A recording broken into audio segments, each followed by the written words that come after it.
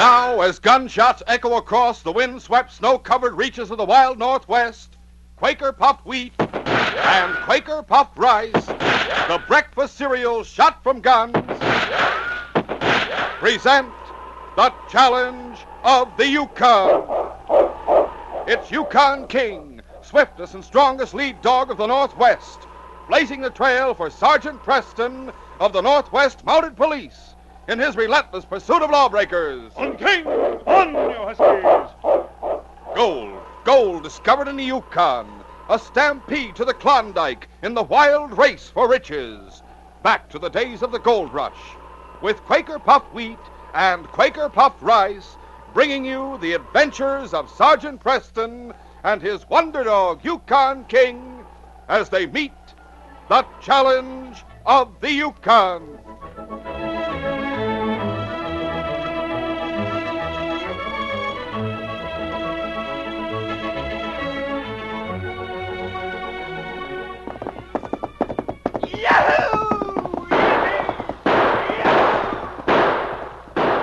Say, do you know the breakfast that's a favorite with so many top-action Hollywood movie stars?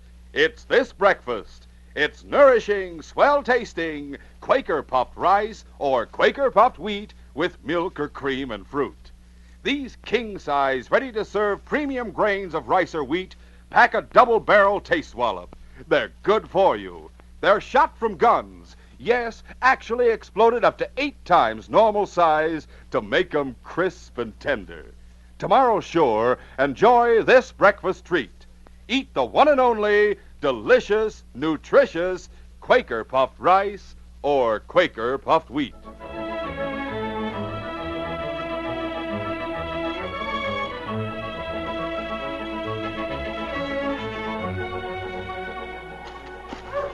Sergeant Preston urged his team along the trail to Crystal Falls. On King! On, you huskies! King was working as a loose lead, clearing the way for the other dogs through the drifted snow. There was a tumble-down trapper's cabin to the left of the trail, and since the wind was blowing toward it, King caught no scent of a human being. He had no premonition of danger until he saw the rifle barrel stuck through the open window. He barked his alarm, and at that same instant, the rifle spoke. The sergeant dropped to the ground. King raced toward the cabin. Another bullet hit him. The great dog went down in his tracks. A man opened the door of the cabin and ran out to the team. After a struggle, he managed to get them turned around, and jumping on the sled, drove off in the same direction from which the sergeant had come. Listen! It began to snow. King raised his head and started to crawl back to his master. He reached his side, tried to lick his hand, and then lost consciousness once more. The snow covered the 2 still bodies. It was only 10 minutes later that Constable Jim Downey drove down the trail from Crystal Falls. John Day, the manager of the Crystal Falls Mining Company, rode his sled, a rifle ready in the crook of his arm. Jim! Somebody lying on the trail. Ho! Ho there! Ho! Man and a dog. That man's too big for any of the 3 who held up the office. Great Scott. Sergeant Preston and King. Sergeant Preston? King? Are they dead, Jim? No. I can hear the sergeant's heartbeat and King's breathing. Must have been one of those crooks that shot him. We need more than first aid. We'll have to get them to town as fast as we can. Sergeant Preston and King were taken back to Crystal Falls and placed under the doctor's care. Constable Downey, determined to pick up the trail of the man or men who had shot them, started out once more. He made a thorough search of the district for nearly 2 weeks, but could find no trace of the bank robbers. Then, being close to Dawson, he drove into headquarters to report the sergeant's casualty and the robbery. While he was talking with Inspector Conrad, a young man entered the building. That was 2 weeks ago. Sergeant may be better, may be worse. May even be. Just a second. Yes? Are you Inspector Conrad? I am. My name's Tom Garrison. I want to give myself up. Garrison? I don't know the name, but... No, but you probably have my description by now. I'm one of the men who held up the Crystal Falls Mining Company. What about it, Jim? Say, he does answer the description of one of them. Light curly hair, right build. Tom Garrison, huh? That's my name. Where's the gold? I don't know. We split up after the robbery. One of the others took it. Who are they? I don't know their last names. We only met the night before. They call themselves Frenchie and Brad. Where are they now? I don't know. Now, look, Tom. If you expect any leniency, you have to do more than just give yourself up. Now, one of your pals shot a man in making his getaway. This could be a murder charge. And if you try to protect him in any way, I'm not. I'm the man you're talking about. I shot the sergeant. Why, you... Stay easy, Jim. I'll take charge of this. You want to make a full confession? I already have. I took part in the robbery. I shot the sergeant because I needed his team to make my getaway. Don't know where the other two are. Don't know where the gold is. Giving myself up. That's all. You're wrong, Garrison. There may be a noose around your neck before you're finished. Take him into my office, Jim. We'll get a statement there. Tom Garrison signed a full confession, but continued to deny any knowledge of where the stolen gold or his Confederates were. Where have you been during the past 2 weeks, Garrison? Hiding out in the woods. What made you surrender? I had no place to go. Knew I'd be caught sooner or later. What else was there to do? Your first attempt at robbery? Yes. What did you do with the sergeant's team? They're in the run back of the Palace Hotel. Sled's there, too. I think that's all, Jim. You can lock him up. Yes, sir. Come on, Garrison. Tom Garrison was locked up, but he was never charged with murder. John Day drove into Dawson that night, and on his sled were the sergeant and King. When they walked into headquarters, there was a noisy celebration. Hi, Sergeant. You're looking great. Easy, Jim, easy. I'm a sick man. Hello, King. Good boy. And don't pick on King either. You don't look as if you've been seriously wounded, Sergeant. You should have seen him 2 weeks ago. Both he and King made a wonderful recovery. I feel fine now. I'm ready to go back to work, Inspector. Not a chance, Sergeant. I should say not. Crystal Falls case is the only one we have on the books. I'm going out after the other two tomorrow. Other two? That's right. Couldn't have heard. We have one of them locked up. The one who shot the sergeant. Oh? Have? You better go back in the jail and have a look at him, Sergeant. Why, I can't identify him, sir. Well, I can if he's one of the 3 men who walked into my office. You don't have to identify him. There's no credit to me in his capture. He just walked in, gave himself up. He did? Well, you're no more surprised than we were. But if it hadn't been for Jim and Mr. Day, he left King and me to die, Inspector. He must have thought he was facing a murder charge. Gave himself up. Detective conscience, I imagine. He's young. He has no record of any kind. It's the old story. Came up here to make his fortune. He didn't. He fell in with bad companions, and it's easy to believe that they persuaded him to take part in the holdup. As for him shooting you, could have been sheer panic. Inspector, I'd like to see him. Of course. Come along, I have the keys. Come on, King.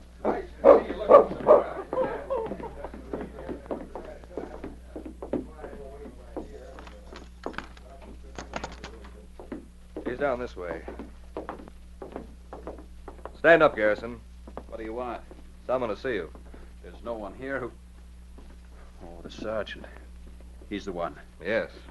It's no thanks to you he's recovered. Don't you remember me? I'm the one you robbed. I remember you now. You're sure this is the man, Mr. Day? I'm positive he's one of them. Any questions you want to ask him, Sergeant? The 2 men who held up the office with you, Garrison, what were their names? Brad and Frenchie. Where'd you meet them? Roadhouse near Crystal Falls. Whose roadhouse? They called the owner Mac. I know the place. Who took the money? Frenchie. Where were you supposed to meet him? Right here in Dawson. That's the first time you said that. Doesn't sound likely to me. We figured with so many people pouring in here, we wouldn't be noticed. So you came into Dawson to meet your friends. No, it was to be later. They'll find out I've given myself up. They won't be coming here now. I think you're hiding something. I don't know where they are. I swear it. We'll find them, mister. You can be sure of that. Let's go, Jim. If you don't mind, I'd like to get a little rest. Right, Sergeant. You should have gone straight to bed. Are you sure you're all right? The sergeant was tired after the trip from Crystal Falls, but he didn't go to sleep but once that night. King, who was stretched out beside his bed, sensed his wakefulness. No, go to sleep, boy. There's nothing wrong. Just that I can't help thinking. John Day identified the prisoner, but you didn't.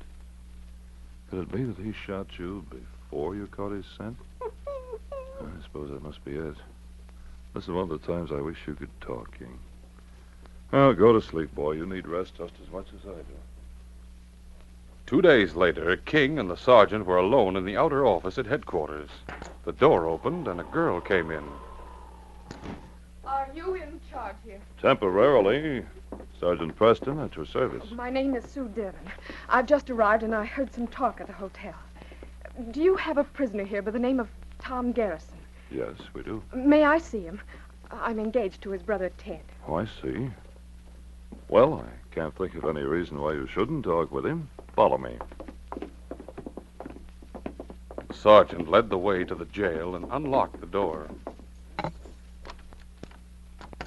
Just wait here a moment, please. Very well.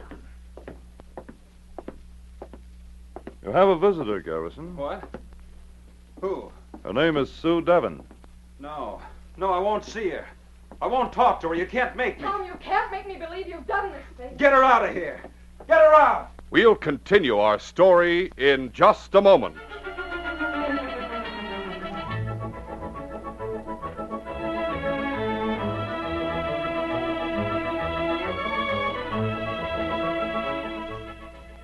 You know, fellas and girls, it's getting mighty chilly some of these mornings, and I was thinking that...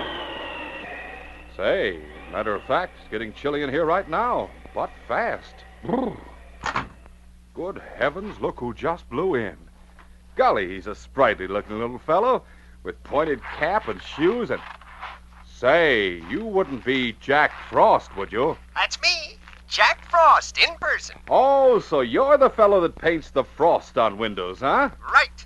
Now ask me what I'm doing here. Well, I am curious. Had an idea about Quaker puffed wheat and Quaker puffed rice. Oh, you're interested in the breakfast cereal shot from guns. You bet I am. I eat a big bowlful every morning, winter, summer, the year round. Say, Jack, you must go for wheat or rice shot from guns. Nothing better. Good for you, too, especially for a busy fella like me. You mean because Quaker puffed wheat and Quaker puffed rice are nourishing and furnish added food values of restored natural grain amounts of vitamin B1, niacin, and iron. Right. Say, what was that idea of yours? It's simple. On cold mornings, boys and girls might ask Mom to pop their Quaker puffed wheat or Quaker puffed rice into the oven and heat, just for a jiffy. Oh. And then maybe pour on some hot milk. Say, that's a real easy-to-fix warmer-upper breakfast treat, and different. Why don't you fellas and girls try it real soon on a chilly morning? And don't forget, Quaker puffed wheat and Quaker puffed rice are shot from guns to make 'em crisp and tender. Yes, these king-size premium grains are actually exploded up to 8 times normal size to make 'em bigger and better tasting. Ask Mom right now to order Quaker puffed wheat and Quaker puffed rice. Wheat and rice shot from guns comes only in the big red and blue packages. Look for the smiling Quaker man on the front. He's your guarantee that you're getting the original, the one and only Quaker puffed wheat and Quaker puffed rice.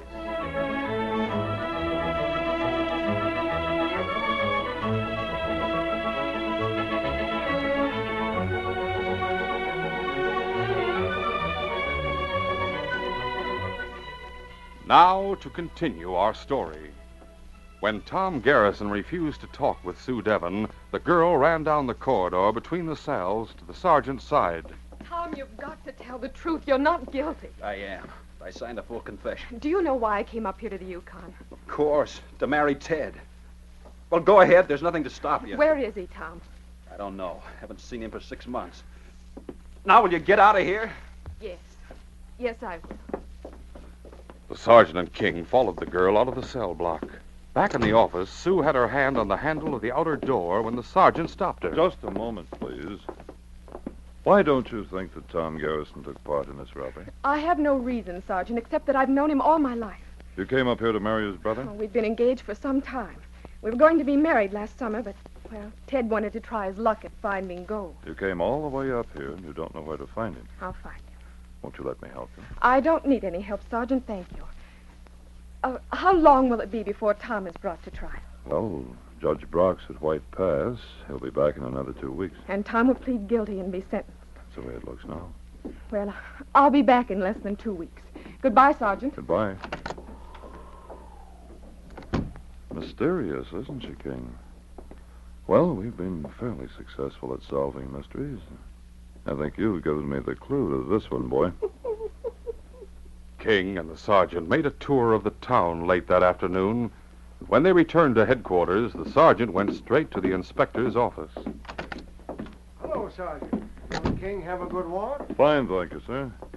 We want to go back to work, Inspector, Now, why can't you take it easy for a few days? because this is important. You remember the girl I told you about who was here this morning? The one who's engaged to Garrison's brother? Yes, sir. After she left here, she hired a dog team. She made a lot of inquiries about the best route to Rainbow Creek, and she drove out of town this afternoon. Alone? Alone. Well, the trail's hard-packed. There are roadhouses where she can stay overnight. If she knows anything about handling a dog... She does, sir. She proved she was a good driver before Ray would let her have a team. Evidently learned to handle one during the months she spent on the trail coming from White Pass.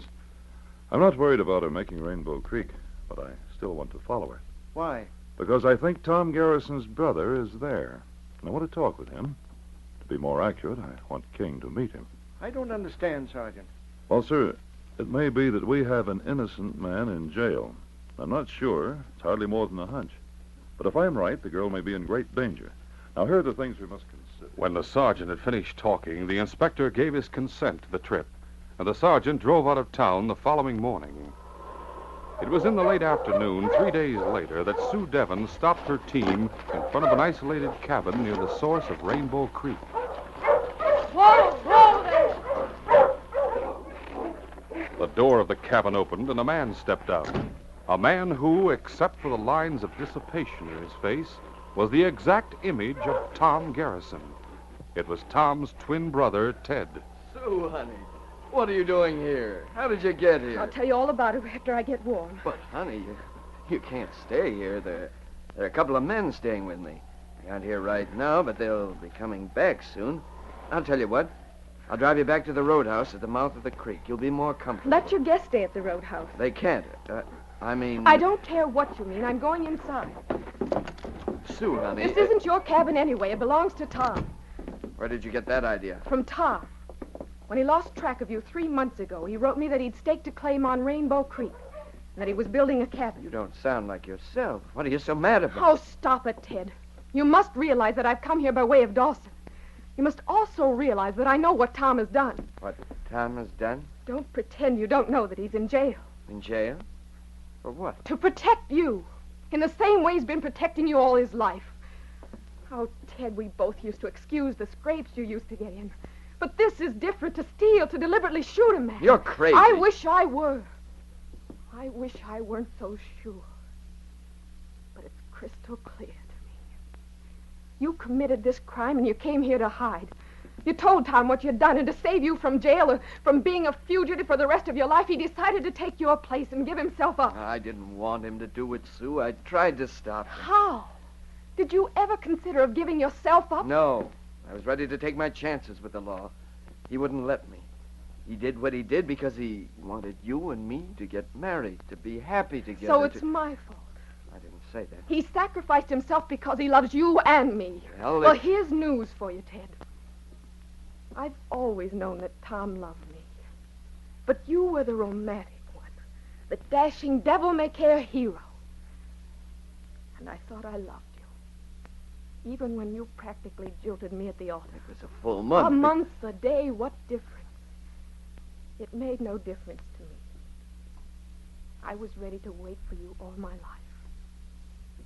But time has a habit of teaching people common sense. I've learned my lesson. You still love me? No, I don't. And I'm not going to marry you. I came up here to marry Tom. Tom? Have you told him that? No.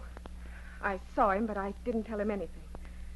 I will, though, as soon as they set him free. He's confessed, hasn't he? It's your turn now, Tim. No, thanks, Sue. You mean you'd let him be convicted? Look, Tom's the romantic member of our family. I'm the realist. No confessions for me.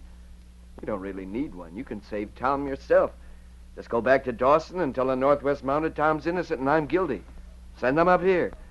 By the time they arrive, we'll be out of the country. They'll catch you sooner or later, Ted. We'll see. Now, you must leave, Sue, and I mean this minute. Why? Oh, it's too late. They come back. Who? Frenchie and Brad. Sue, don't let them guess that I've admitted anything. I'm going to... Well, Ted, we have picked up the gold. Now we... Oh, who is this? Yeah. Who's the lady? I said, Sue Devon, boys. Sue and I are old friends. Oh, enchanté, mademoiselle. What's the idea? She just dropped in to say hello. An old friend of yours, huh? That's right. It's getting dark, Sue, if you want to make the roadhouse in time for supper. Wait a minute, Ted. How did she know you were here? She didn't. She thought she'd find Tom. As a matter of fact, she's Tom's girl. And why doesn't she know he's in jail? She's been away. I wasn't going to tell her, you fool. The mademoiselle is afraid, Brad. I've noticed it myself. Come on. Not so fast. You know who we are, miss? Why, friends of Ted's. Think you'd remember us if you saw us again? Well, I suppose so. I don't know. Ted says you've been away. Where? To the States, to Seattle. And you passed through Dawson and didn't hear anything about the Crystal Falls robbery. Or about Tom Garrison going to jail. I didn't go through Dawson. Don't lie. How else could you get there? I think she tell many lies. So do I. What do you think Frenchie has in that bag, sister? I don't know. She does not know. After she has heard me say I have the gold. She knows who we are, Ted. She knows all about us. Well, what about it? She stays here. That's what about it. We tie her up and leave her here. Oh, no. She gets no chance to tip off the Mounties where we are. She's leaving this minute. Over my dead All body. right. That's the way you want it? This gun says she's leaving. Why, you... Move. Over to the other side of the room. Now get out of here, Sue. Hurry. All right, Ted. Don't move, either one of you. Come on, Buck. We're turning around. We're going back to Dawson. Mush, go on. Sergeant Preston had stopped at the roadhouse. The proprietor told him that Sue had headed up the creek, and he started after her through the gathering dusk. King was working as a loose lead, and a mile beyond the roadhouse, he slackened his pace. Although they could not be seen, the great dog knew that another team was approaching them. A moment later, Sue drove her sled around a bend in the trail. Looking! Hurry, Husky! Follow! Get over to the side. I'm coming through. Oh, it's the girl. Hold up there! Whoa. Miss Devon! Sergeant Preston, thank heaven. What's happened? Oh, Sergeant, Tom Garrison didn't have anything to do with that Crystal Falls robbery. The three men who are responsible are up there. Oh? Ted and Frenchie and Brad. They have the gold. They were going to tie me up and leave me in the cabin while they made their getaway. The man you're going to marry was planning to... I'm not going to marry him. But it wasn't Ted. He pulled a gun on the other two. They were the ones who wanted to take me prisoner. It was Ted who got me out of there. Now, you keep right on going till you reach the roadhouse. Stay there until I... What is it, King? Another dog team coming this way. It's Frenchie and Brad. Oh, Sergeant, they must have followed. Ted. Oh, what could they have done Quick, to him? drive your team into the woods. It's to the right there. All right. Hurry. Gee, Bucky, gee. Run. The girl and her team disappeared in the woods. A moment later, another team rounded the bend. There were two men riding the sled. When they saw the sergeant standing in the middle of the trail, they stopped their team and dove into the cover of the trees. The sergeant dropped to the ground behind a rock at the side of the trail. The outlaws opened fire. 2 men. The girl must be right, King. Frenchie and Brad. The gunfight continued for 10 minutes, the bullets kicking up the snow close to the sergeant and chipping the rock that gave him protection. Then there came a lull. The light was failing when King stood up. They're gone, boy? Go on, King. I'll follow you. King led the way into the woods. Here it was too dark for the sergeant to see anything, and he had to put all his trust in King. The great dog led him deeper into the woods, and then turned to the north. The sergeant could see they were following footprints now. Looks as if they're heading back for the cabin. Easy, boy. Suddenly, King stopped. He raised his head high for a moment, and then he turned to the right, leaving the trail of footprints. Catch their scent, fella? Oh. So they're making a big circle to get back to the cabin, and we're taking the short route to cut them off. Good. Go to it, King. 5 minutes later, King dropped to the ground, and the sergeant followed his example. Both were crouched at the edge of a clearing. At last, they heard a noise in the underbrush, and a man stepped into the clearing. A second one followed him. There they are. Good work, King. Put up your hands. You're under arrest in the name of the Queen. Once more, the outlaws opened fire, but panic spoiled their aim. In rapid succession, the sergeant's bullets struck home. Brad's right arm hung useless at his side, and Frenchie was clutching his shoulder. Come on, King. The sergeant closed in on his prisoners and marched them back to the trail where he had left Sue. Then they drove up the creek to Tom Garrison's cabin. Looking. Hi, you huskies. Oh, no. All right, inside, you two. My arm is going. Ted was lying face down on the floor. Sergeant, they've killed him. He got what was coming to him. Over in the corner there. Sergeant, is he dead? No, not yet. Ted? Hello, Sue. Not very smart. Tricked me. Got my gun. Sorry, I couldn't. Both Frenchie and Brad have been arrested, Ted. The sergeant captured them. Sergeant, He's right here. I'm sorry about Crystal Falls, Sergeant. Don't try to talk. Not much more to say. Take my hand, Sue. Here. No loss, Sue. Oh, Ted. You and Tommy, be happy. It all works out. Better this way. He's gone. He wasn't really bad. If he was, he redeemed himself. Perhaps he was right that it was better this way. For him, the case is closed.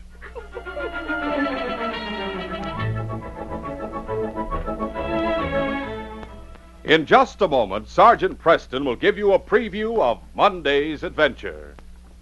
When the temperature takes a nosedive, remember the idea our friend Jack Frost suggested a few minutes ago. On cold mornings, ask Mom to pop your Quaker puffed wheat or Quaker puffed rice into the oven. Heat just for a jiffy, then pour on some hot milk and top with fruit. It's simple, and wait till you taste it. Every luscious spoonful of those crisp, tender, king-size grains is mouth-watering delicious, full of swell nut-like flavor. So get ready for a real breakfast treat. Ask for delicious Quaker puffed rice or Quaker puffed wheat. Listen Monday when Sergeant Preston and Yukon King meet the challenge of the Yukon in the case of Dance at Caribou Creek. When I was on a routine patrol at Caribou Creek, I met Judd Sawyer, an ex-convict. I thought Judd was going straight. I didn't suspect that he was planning a robbery and intended to place the blame on a friend of mine. There was plenty of excitement when King and I tried to frustrate Sawyer's plans that included my murder. Be sure to hear this exciting adventure Monday.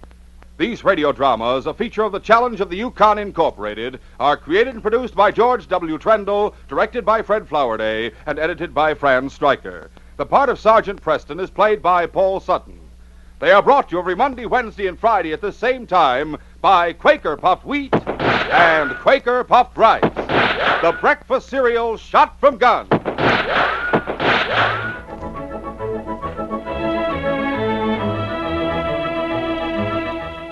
For a delicious hot breakfast, eat Quaker Oats. The giant of the cereals is Quaker Oats. Delicious, nutritious, makes you feel ambitious. The giant of the cereals is Quaker Oats. Say, boys and girls, do you want to be a star someday in sports and activities? Then start on good Quaker Oats breakfast tomorrow. 'Cause nourishing oatmeal gives you more growth and endurance than any other whole grain cereal. Remember, Quaker and Mother's Oats are the same.